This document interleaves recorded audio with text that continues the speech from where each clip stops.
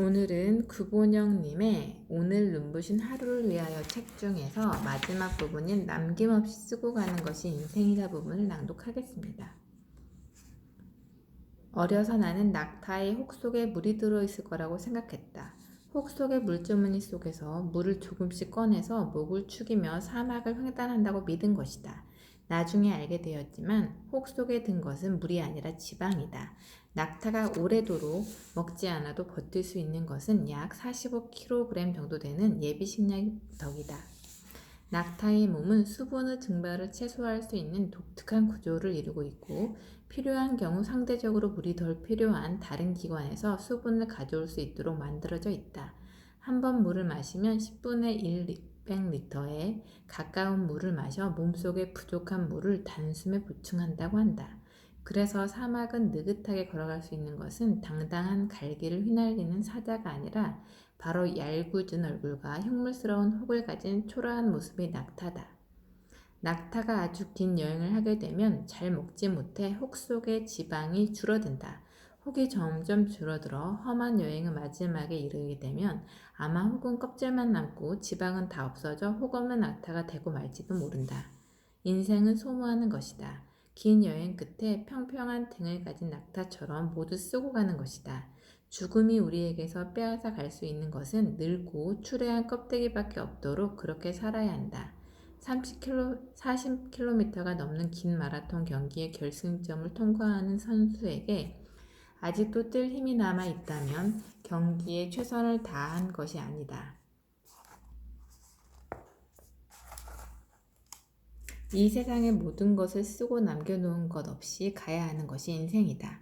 어느 날 명동에서 집으로 돌아오는 길에 베로디의 오페라 파스타프를 사가지고 왔다. 커피를 새로 내리고 한 잔 마시며 음악을 들어보았다. 맑은 휴일 아침에 커튼을 걷고 창을 열었더니 푸른 하늘과 바람이 몰려들고 그 속에 새소리까지 섞여 있을 때 우리는 새삼 삶의 아름다움을 느끼게 된다. 이 노래가 그랬다. 어떤 때 이 노래는 500명쯤 가득 차 왁자지껄한 퇴근 후의 맥주집처럼 온갖 활력과 떠들썩함으로 가득하다. 주세페 베르디는 1813년에 태어났는데 81살이 된 1893년의 마지막 오페라인 팔스타프를 작곡했다. 이미 19세기 최고의 오페라 작곡가로 인정받고 있는데 그 나이에 아직도 힘든 오페라를 작곡하는 이유에 대해 누군가가 베르디에게 물은 적이 있다. 그는 이렇게 대답했다. 나는 평생 동안 완벽을 추구해왔다. 완벽하게 작곡하려고 애썼지만 하나의 작품이 완성될 때마다 늘 아쉬움이 남았다. 그래서 한 번 더 도전해볼 의무가 있다고 생각했다. 90살이 넘는 나이에도 왕성한 활동을 하고 있는 경영 컨설턴트인 피터 드러커는 음악의 도시 빈에서 태어났다. 그래서 그 덕을 톡톡 보았다. 음악회가 있는 날 줄을 서서 기다리면 입장 10분 전까지 팔리지 않은 표들을 기다리는 사람들에게 무료로 나누어졌다. 가난한 드루커도 대학에 다닐 때 무료 입장권을 얻어 베르디의 오페라 팔스타프를 관람할 기회를 가졌다고 한다.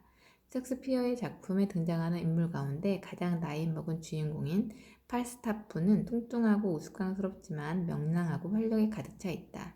재치가 있어 밉지는 않지만 무책임하고 변변찮은 인물이다.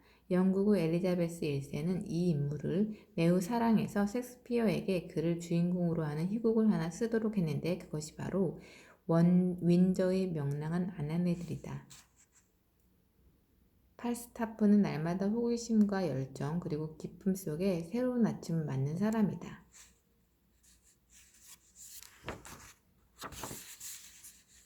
가족만 남기고 모든 것을 소진하고 싶은 사람들, 즉 죽음이 찾아왔을 때 빼앗겨도 아쉬울 것이 없는 사람들은 몇 가지 원칙을 가지고 있다. 그들은 자신을 바꾸려고 노력하지 않는다. 태어난 대로 생긴 대로 하고 싶은 일을 하며 산다. 자신을 바꾸어 다른 사람이 된다는 것은 가장 비효과적인 방법이다. 성공의 가능성이 별로 없다. 변화의 핵심은 자신을 바꾸는 것이 아니라 진정한 자신을 찾아가는 여정이라는 점을 놓쳐서는 안 된다. 자신이 누구인지 처음부터 잘 알고 있는 사람은 없다. 자신은 가장 알기 어려운 대상이다. 이것을 알아가는 것이 인생의 과제다. 점점 자기다워지는 것, 그것이 바로 진정한 변화다. 화가 장욱진의 말을 기억하라. 나는 내 뜻과 같지 않게 사는 것은 질색이다. 나를 잃어버리고 남을 살아주는 셈이 되기 때문이다. 먼저 자기 마음대로 해보는 것이 중요하다. 그래야 참된 자기 것을 가질 수 있기에. 자기가 되어 살지 못한 사람은 못다한 삶을 산 것이다. 죽음이 찾아올 때 너무나 많은 아쉬움을 남기고 떠나야 하는 사람들이다. 생긴 대로 산다는 것은 게으르게 산다는 뜻이 아니다. 끊임없이 자기를 개발하라. 자신을 개발한다는 것은 자기의 강점을 발견하고 강화한다는 것을 의미한다. 타고난 재능도 그대로 방치하면 쓸모없는 것이 되고 만다. 쓸만한 것으로 만들어내기 위해서는 각고 노력과 투자가 필요하다. 어떤 사람들은 자신의 약점을 보완하는 데 시간과 돈을 투자한다. 이것은 유한한 자원을 현명하게 활용하는 방법이 아니다. 약점을 보완하면 기껏해야 평균적인 사람이 되는 것이고 강점을 강화하면 특정 분야에서 비범하는 전문가가 될 가능성이 높다. 자신은 속에 있지만 아직 발현되지 않은 잠재적 역량을 개발하는 것이 그렇지 못한 재능을 개발하는 것보다 훨씬 효과적이다. 노력은 적게 들고 성과는 높기 때문이다. 그러므로 가지고 있는 자원의 70에서 90% 정도는 자신의 강점에 선택적으로 집중 투자해야 한다. 그러나 필요하다면 나머지 10에서 30% 정도는 자신의 나쁜 습관이나 치명적 약점을 보완하는 데 쓰는 것도 좋다. 예를 들어 어떤 분야에 재능도 있고 실력도 잘 닦은 유능한 전문가가 있다고 하자 유관스럽게 그는 오만하고 예의를 모르는 사람이다. 이런 젊은이들은 실력만큼 성과를 내기 어렵다. 다른 사람들의 도움을 받기 어렵기 때문이다. 그들은 예의가 다른 사람들의 도움을 얻어낼 수 있는 아주 좋은 방법이라는 것을 알지 못한다. 이런 사람들은 약간의 시간을 투자해서 다른 사람을 배려하고 그들의 관심과 지원을 얻어낼 수 있는 겸손한 몸가짐을 익힐 필요가 있다. 자신이 잘하는 방식으로 일하는 것, 이것은 강점의 개발과 더불어 성과를 올릴 수 있는 또 하나의 강력한 방법이다. 이것은 자기 스타일에 맞게 배우고 자기의 방식으로 일하는 것을 의미한다. 예를 들어보자. 나는 책을 읽으면서 줄을 쳐준다. 줄을 치지 않으면 나중에 아무것도 기억할 수가 없다. 그러나 줄을 쳐두면 후에 줄 쳐져 있는 곳들만 읽어도 책 전체의 앞뒤 좌우를 연결할 수 있다. 이것은 나 같은 스타일의 사람에게는 유효한 방법이지만 다른 종류의 사람에게는 적절한 방법이 아닐 수 있다. 어떤 사람은 한 번쯤 써서 익혀야 잘 기억이 되고 어떤 사람은 천천히 큰 소리로 읽어야 잘 이해가 된다. 누구에게나 고루 잘 통하는 요술 같은 방법은 없다.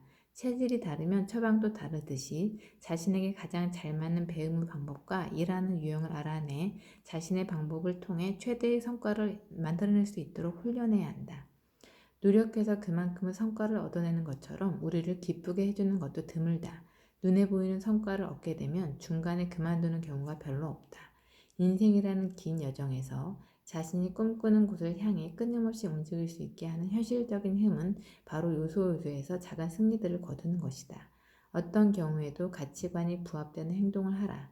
세속적인 성공은 세상이 인정하는 성공이다.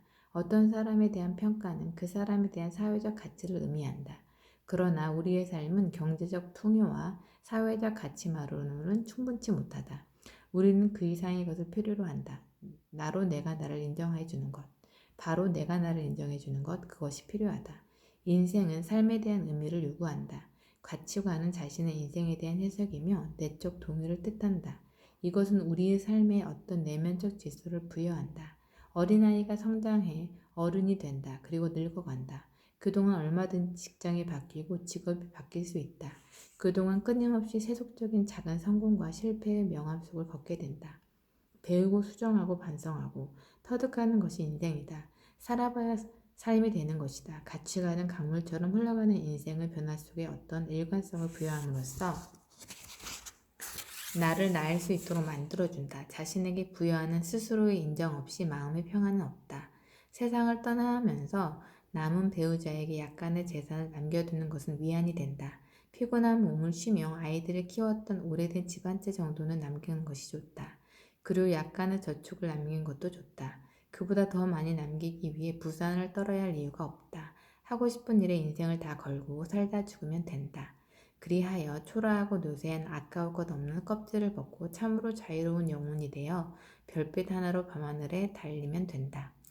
어두운 인생에 둘러싸여 있다고 믿는 사람들은 베로디의 음악을 듣고 아흔이 넘은 피터 드러커의 눈부신 활동을 눈여겨보라.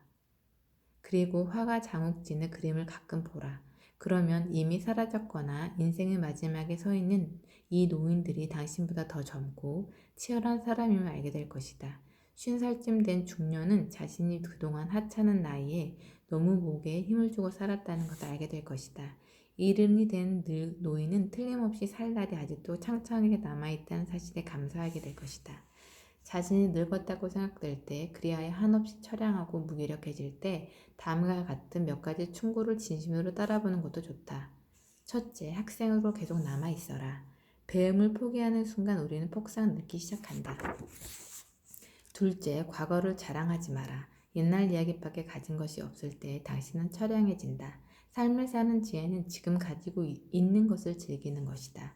셋째, 젊은 사람과 경쟁하지 마라. 대신 그들의 성장을 인정하고 그들에게 용기를 주고 그들과 함께 즐겨라. 넷째, 부탁받지 않은 충고는 굳이 하려 마라. 늙은이의 기우와 잔소리를 오해받는다. 다섯째, 삶을 철학으로 대체하지 마라. 로미오가 한 말을 기억하라. 철학의 줄리엣을 만들 수 없다면 그런 철학은 꺼져버려라. 내가 아주 좋아하는 말 가운데 하나다. 여섯째, 아름다움을 발견하고 즐겨라.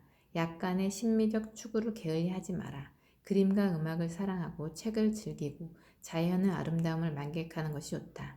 일곱째, 늙어가는 것을 불평하지 마라. 가엾어 보인다. 몇 번 들어주다 당신을 피하기 시작할 것이다. 여덟째, 젊은 사람들에게 세상을 다 넘겨주지 마라. 그들에게 다 주는 순간 천덕꾸러기가 될 것이다. 두 딸에게 배신당한 리어 왕처럼 춥고 배고픈 노년을 보내다가 분노 속에서 죽게 될 것이다. 아홉째, 죽음에 대해 자주 말하지 마라. 죽음보다 확실한 것은 없다. 인류 역사상 어떤 예외도 없었다. 확실히 오는 것을 입으로 맞으러 갈 필요는 없다.